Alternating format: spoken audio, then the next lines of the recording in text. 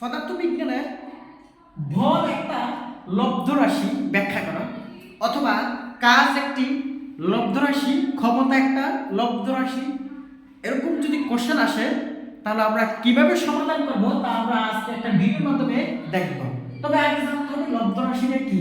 আমরা জানি রাশি দুই প্রকার, একটা হচ্ছে মৌলিক রাশি আর একটা হচ্ছে লব্ধ বা যৌগিক রাশি।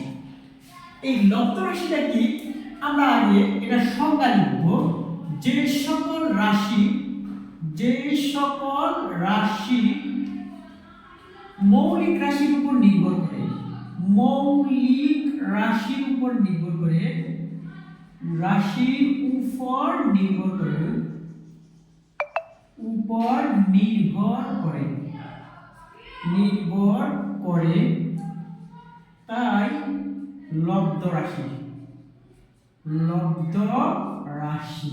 তাহলে আমরা জানলাম যদি বল একটা লব্ধ রাশি, এটা দেখাইতে বলে, প্রমাণ করতে বলে বা ব্যাখ্যা করতে বলে, তাহলে আগে সংজ্ঞা লিখবো। যে সকল রাশি মৌলিক রাশির উপর নির্ভর করে তাই হচ্ছে লব্ধ রাশি। তো কাকে বলছে? তাহলে বল একটা লব্ধ রাশি, এটা প্রমাণ করতে হলে আমরা বলের কিন্তু একটা সূত্র জানি, যে বল ইকুয়াল টু, মানে বলের এক দ্বারা প্রকাশ করা হয় F ইকুয়াল টু ma, মানে F মানে বল আর M মানে ভর আর A মানে ত্বরণ। অর্থাৎ বলটা তৈরি হয়েছে বা বলটা সৃষ্টি হয়েছে ভর এবং ত্বরণ দ্বারা, ভর ইনটু ত্বরণের গুণফল দ্বারা, ত্বরণের গুণফল দ্বারা।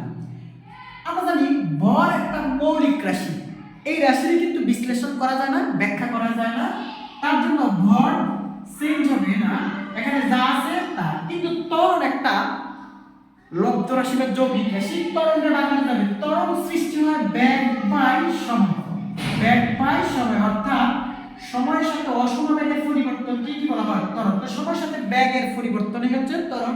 তাই ত্বরণের সূত্র হবে বেগ বাই সময়, অর্থাৎ ত্বরণের বাঙালি বেগ বাই সময় পাঠাবে। এই ভরের জায়গা ভর, কিন্তু বেগরে আবার বানানো যায় সরণ বাই সময়। যেহেতু নিচে আরেকটা সময় আছে, তাহলে সময় হয় সময় স্কয়ার। কিন্তু সরণ রে বানানো যাবে না, ভরে বানানো যাবে না, সময়ের বানানো যাবে না, কারণ সময় একটা মৌলিক রাশি। মৌলিক রাশি আছে 7টা, এই 7টার মধ্যে সময় আর ভর রয়ে গেছে, যা বানানো যাবে না। তাহলে ভরকে m দ্বারা প্রকাশ করা হয়, ইনটু সরণকে m দ্বারা প্রকাশ করা হয়, সময় t। আমরা এটা রাখতে পারি, মাত্রাতে প্রকাশ করতে পারি m l t ইনভার্স 2, অর্থাৎ বলের মাত্রা m l t ইনভার্স 2, মাত্রাটা আমরা প্রকাশ করলাম। তাহলে দেখা যায় এই যে বল রাশিটা, এই বল বস্তুর ভর বা মৌলিক রাশি,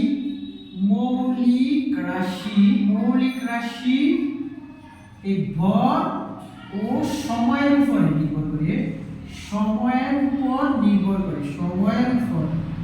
নির্ভর করে, তাই বল একটি লব্ধ রাশি,